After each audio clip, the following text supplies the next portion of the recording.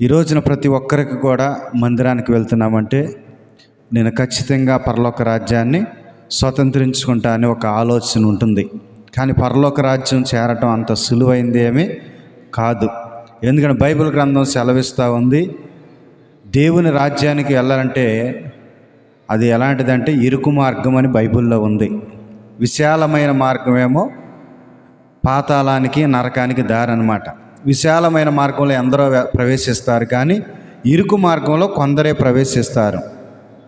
అయితే ఈ రోజున మనందరము కూడా పరలోక రాజ్యాన్ని స్వతంత్రించుకోవాలంటే మనం ఏం చేయాలో బైబిల్ గ్రంథంలోంచి కొన్ని మాటలు నేర్చుకుందాం. ఇప్పుడు 6 మాటలు చెప్పాను నేను.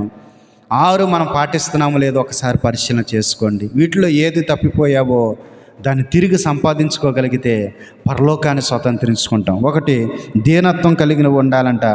2, నూతన జన్మెత్తాలంట. 3, ఆత్మీయ విషయంలో వెనుక్కు తీయకుండా మనం ముందుకి సాగిపోవాలంట. 4, విశ్వాసం కలిగి ముందుకు సాగాలి. 5, చిన్నపిల్లల వంటి మనసు మనకి రావాలి. 6, దేవుని నిమిత్తం మనల్ని ఒక మాట అన్న ధన్యతగా ఎంచుకుంటే మన జీవితం చాలా బాగుపడుద్ది. కనుక మనందరికీ దేవుడు పరలోక రాజ్యంలో స్థానం ఇచ్చును గాక.